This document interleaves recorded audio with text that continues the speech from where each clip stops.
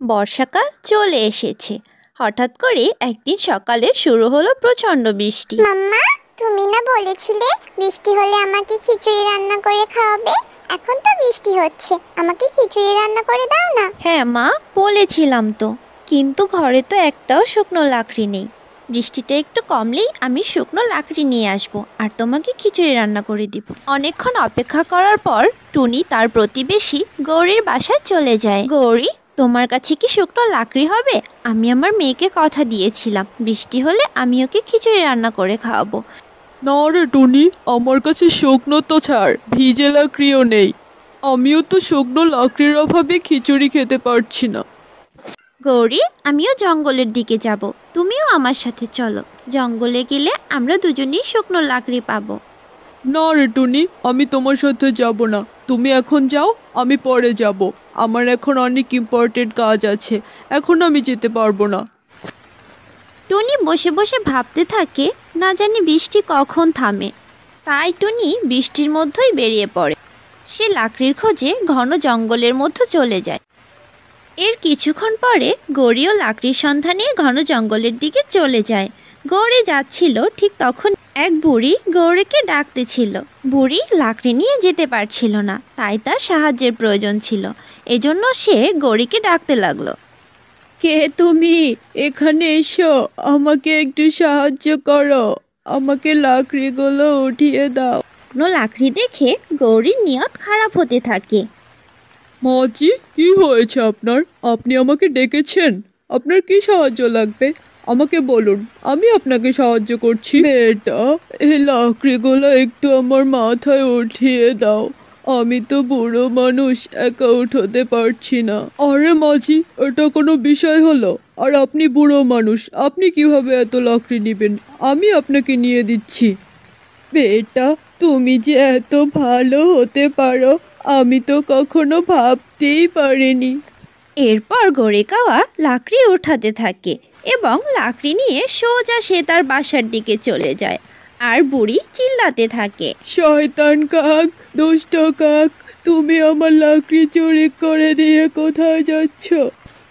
আমার লাকড়ি। এর কিছুক্ষণ পরই বৃষ্টি থেমে যায় আর ভোরের আলো ফুটে ওঠে। এদিকে টুনি কিছু শুকনো লাকড়ি জঙ্গল থেকে সংগ্রহ করে নিয়ে আসে। জঙ্গলে বুড়ির কান্না শুনতে পেয়ে টুনি বুড়ির কাছে চলে যায়। টুনি, টুনি, ও টুনি, বেটি, একটু আমার কাছে আসো। মাঝি, কি হয়েছে আপনার? আপনি আমাকে ডেকেছেন? আর আপনি এভাবে কান্না কেন করছেন, তা আমাকে খুলে বলুন।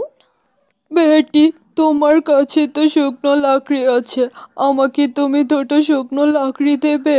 আমি যে রান্না করতে পারছি না।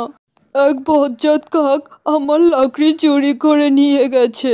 আচ্ছা ঠিক আছে মাঝি, সে না হয় দিব, কিন্তু আপনি তো অনেক বুড়ো মানুষ, আপনি কিভাবে রান্না করবেন? তার থেকে ভালো আমি আপনার সাথে যাই আর আমি আপনাকে রান্না করে দেই। বেটি, ঠিক আছে, তাহলে তুমি আমার সাথে চলো। এরপর বুড়ি টুনিকে তার সাথে নিয়ে বুড়ির বাসার দিকে চলে যায়। জানো আজকে আমি কি করেছি? এক বুড়ির লাকড়ি চুরি করে এনেছি। বুড়ি নিশ্চয়ই অনেক আফসোস করছে।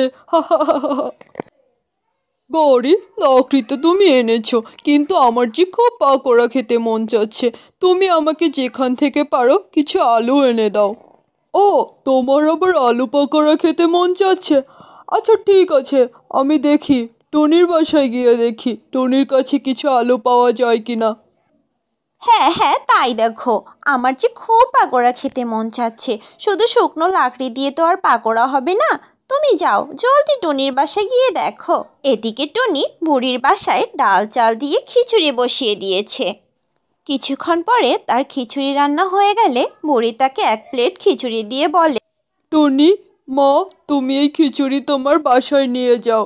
তুমি তোমার ছানাকে এই খিচুড়ি খেতে দিও। আচ্ছা ঠিক আছে মাঝি, আপনাকে অনেক ধন্যবাদ।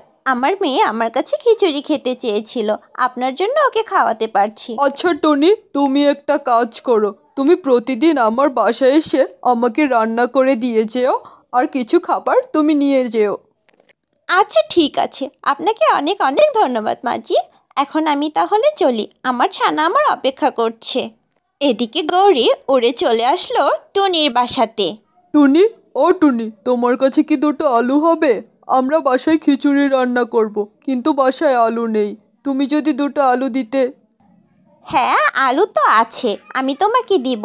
আর আমরা তো পেট ভরে খিচুড়ি খেয়েছি, আমাদের দরকার নেই, তুমি নিয়ে যাও। পেট পুড়ে খিচুড়ি খেয়েছো তোমরা? ও টুনি, তুমি খিচুড়ি কোথায় পেলে গো?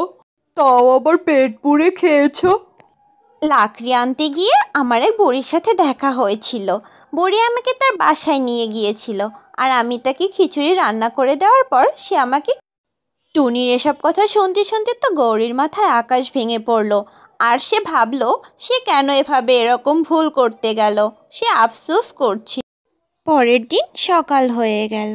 ওগো শুনছো, আমি যে বুড়ির লাকড়ি চুরি করেছি, ওই বুড়ির বাসায় টুনি রান্না করে। ওই বুড়ি টুনিকে পেট পুড়ে অনেক মজার মজার খাবার খেতে দেয়। এ কি বলছো গো তুমি?